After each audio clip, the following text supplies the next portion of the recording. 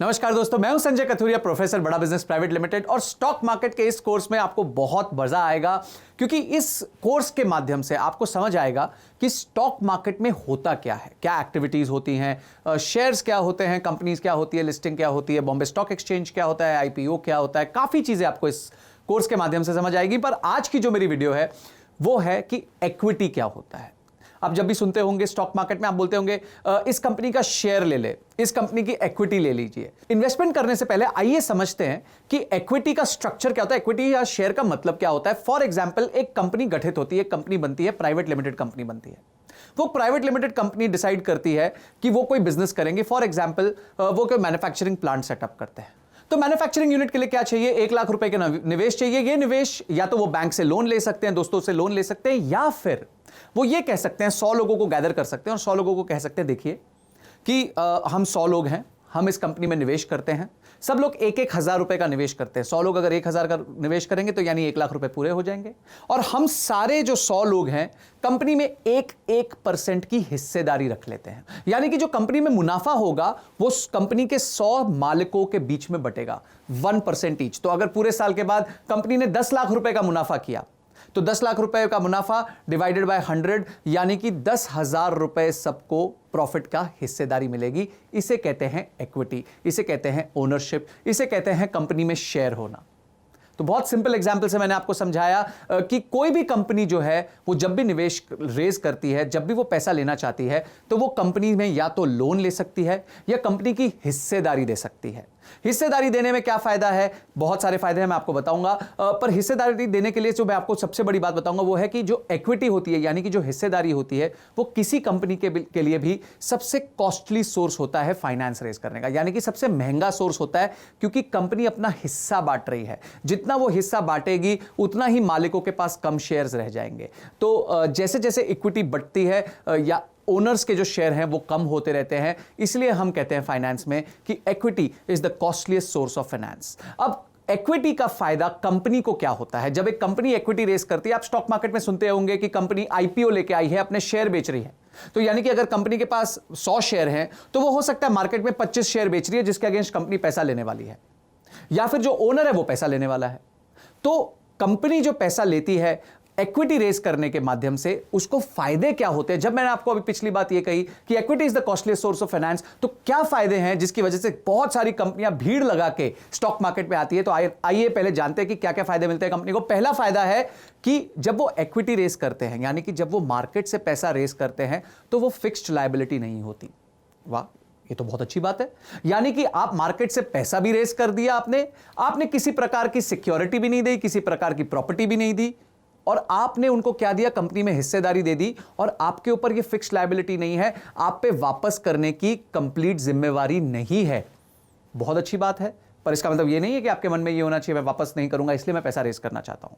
आपके मन में होना चाहिए कि मैं इस पैसे को ग्रो करूंगा ताकि मेरे जो निवेशक हैं वो मुझ पे कॉन्फिडेंस रखें और आगे और मेरी कंपनी में निवेश करें। तो ये फिक्स्ड लायबिलिटी क्यों नहीं है? बड़ा सिंपल एग्जांपल्स मैं दूंगा। जेट एयरवेज का शेयर जो था 400 रुपए का था और आज करीबन 20 रुपए का चलता है। क्यों? क्योंकि कंपनी डूब गई। तो जो उसके मालिक हैं, अब वो मालिकों के पास कोई भी वैल्यू नहीं बची शेयर्स की। तो इसलिए जो है अब आप जाके नरेश गोयल जी का दरवाजा नहीं खटखटा सकते कि देखिए मैंने तो 400 रुपए में शेयर लिया था, आपको मुझे 400 रुपए वापस करने पड़ेंगे, या फिर 400 रुपए के ऊपर ब्याज भी देना पड़ेगा।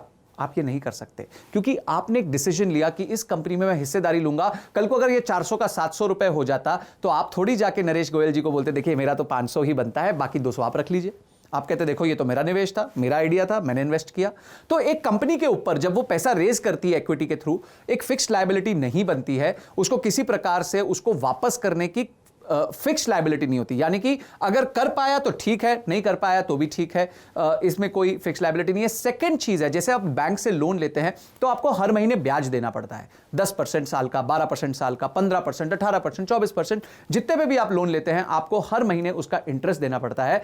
इक्विटी में आपको किसी प्रकार का इंटरेस्ट नहीं देना पड़ता। आप अगर साल के अंत में प्रॉफिट्स बना रहे हैं तो ये आपकी डिस्क्रिशन है एज अ कंपनी, या आपकी चॉइस है कि आप उनको डिविडेंड देना चाहते हैं कुछ शेयर देना चाहते हैं कि नहीं देना चाहते, नहीं तो आप वापस पैसे को निवेश कर सकते हैं, कंपनी को बड़ा कर सकते हैं, और जो आपके शेयर होल्डर्स होंगे, जो आपके निवेशक होंगे, वो खुश होंगे कि देखो कंपनी बढ़ती जाएगी। कंपनी क्या कर रही है, जो पैसा बच रहा है उसको वापस कंपनी के बिजनेस में डाल रही है। तो पहला फायदा था कि फिक्स लायबिलिटी नहीं है, दूसरा फायदा है कि कोई इंटरेस्ट देने की जरूरत नहीं है, तीसरा फायदा है क्रिएट्स लिक्विडिटी। लिक्विडिटी का मतलब क्या है कि कल को कंपनी को जब भी पैसा रेज करना है वो स्टॉक मार्केट पे अवेलेबल है, वो अपने शेयर्स बेच सकती है और फटाफट पैसा रेज कर सकती है, शेयर्स बेच सकती है, फटाफट पैसे रेज कर सकती है। तो फॉर एग्जांपल आज अगर मुकेश अंबानी जी को पैसे रेस करने थे तो उन्होंने क्या किया, उन्होंने फटाफट अपने शेयर्स बेच दिए, जिससे आज लिक्विडिटी क्रिएट होगी और करीबन 1.5 लाख करोड़ रुपए की उन्होंने फंड्स रेस कर लिए। चौथा फायदा क्या होता है कंपनी को या कंपनी के मालिकों को, कि जो कंपनी के मालिक हैं वो अपने शेयर्स भी बेच सकते हैं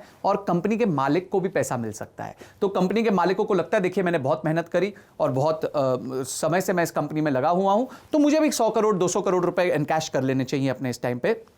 तो ओनर्स भी जो हैं वो कैश आउट कर सकते हैं। अगर आप मुकेश अंबानी जी को देखें, उनका घर देखें, 8,000 करोड़ का घर है, तो आपको क्या लगता है उनकी सालाना 15 करोड़ की तनख्वाह से उनको 8,000 करोड़ का घर बनता है? नहीं। उन्होंने कुछ शेयर्स बेचे होंगे अपने, उनके भी पास रिलायंस में बहुत सारे शेयर्स हैं, उन्होंने कुछ शेयर्स बेचे होंगे, जो शेयर्स के पैसे आए होंगे उससे उन्होंने वो घर बनाया होगा। तो ओनर जो है वो भी अपने खर्चों के लिए, दूसरे खर्चों के लिए कैश आउट कर सकता है।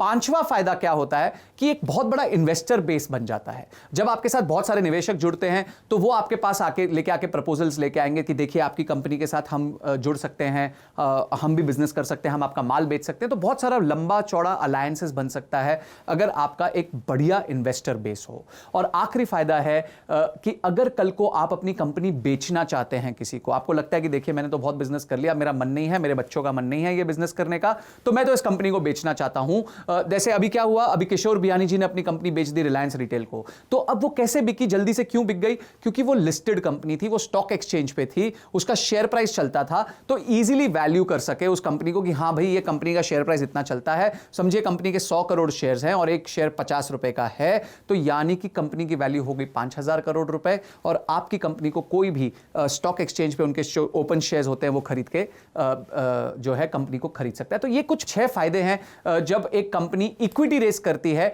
डेट के अगेंस्ट। डेट में क्या होता है जी, डेट में तो फिक्स चार्ज भी देना पड़ता है, आपको एक असेट भी देना पड़ता है, जमीन जायदाद भी गिरवी रखनी पड़ती है, और अगर आपने पैसे वापस नहीं किए तो आपकी जितनी जमीन जायदाद गिरवी है उसकी कुर्की हो जाती है, यानी कि उसका ऑक्शन हो जाता है और उसके थ्रू बैंक्स अपने ड्यूज को रिकवर कर पाते हैं। तो ये बहुत बेहतरीन फायदे हैं कंपनी के लिए कि जब कंपनी पैसा रेस करती है इक्विटी के माध्यम से। अब आप बोलेंगे ये तो कंपनी का फायदा हो गया, निवेशक के लिए क्या फायदा है? निवेशक के लिए 4 बड़े फायदे हैं। सबसे पहला फायदा है मल्टीफोल्ड रिटर्न्स के पॉसिबिलिटी है, यानी कि आपने अगर कोई भी कंपनी में 100 रुपए लगाए तो हो सकता है 10 साल बाद वो 1,000 रुपए हो जाए, बहुत बड़ा शेयर प्राइस में जंप आ जाए। पर यही अगर आप एफडी में पैसे लगाएंगे तो आपको साल के मात्र 5 से 6% ही बनते हैं। पर अगर आप एक शेयर मार्केट में इन्वेस्टेड रहेंगे तो ये टाइम एंड अगेन प्रूव किया गया है कि अच्छे शेयर्स जो होते हैं, बढ़िया कंपनीज के शेयर्स होते हैं, वो हर 10 साल के अंदर अंदर 15 से लेके 25% सालाना रिटर्न देते हैं। यहां जब जो एफडी है वो 5 से 6% देती है, शेयर्स कितने देते हैं? 15 से लेके 25% तक। तो आप जो है मल्टीफोल्ड रिटर्न्स कमा सकते हैं अगर आप शेयर मार्केट में निवेशक हैं। दूसरा है कि क्योंकि आप मल्टीफोल्ड रिटर्न्स कमा सकते हैं, आप इन्फ्लेशन को बीट कर सकते हैं। इन्फ्लेशन कौन है? इन्फ्लेशन वो शेयर है जो आपके पीछे भाग रहा है बहुत तेजी से। अगर आपकी एफडी का रेट 5% है तो आप ये समझिए कि शेयर ने आपको खा लिया, क्योंकि इन्फ्लेशन 10% है। 10% की स्पीड से शेयर आपके पीछे भाग रहा है और आप मात्र 5% की स्पीड से भाग रहे हैं। तो ऑब्वियसली एक टाइम आएगा जब शेयर आपको पकड़ के खा लेगा, यानी कि आपके इन्वेस्टमेंट्स जो हैं वो आपको अच्छे रिटर्न्स नहीं दे रही हैं जिस तरीके से आप इन्फ्लेशन को बीट कर सके। तो इन्फ्लेशन को बीट करने के लिए सबसे अच्छा तरीका होता है कि आप स्टॉक मार्केट में निवेश करें। अगर आप खुद नहीं निवेश कर सकते तो म्यूचुअल फंड्स के माध्यम से निवेश करें। तीसरा है it creates long term wealth, यानी कि एफडी में क्या होता है जी कि आपने 100 रुपए दिए, साल के 5 रुपए का ब्याज आ गया और वो ब्याज आपने खा पी लिया, कहीं यूज कर लिया। पर इक्विटी में क्या होता है, शेयर प्राइस बढ़ता रहता है, बढ़ता रहता है, बढ़ता रहता है, बढ़ता रहता है, और इससे आपकी लॉन्ग टर्म वैल्यू क्रिएट होती है, लॉन्ग टर्म वेल्थ क्रिएट होती है। तो ये तीसरा फायदा होता है जब आप एक स्टॉक मार्केट के निवेशक होते हैं। और चौथा सबसे बड़ा फायदा यह है कि जो भी आप इनकम कमाते हैं, अगर आप समझिए आमदनी बिजनेस से करते हैं या आमदनी सैलरी से करते हैं, तो टॉप ब्रैकेट में करीबन 35 से 36% आपको इनकम टैक्स देना पड़ जाता है भारत में।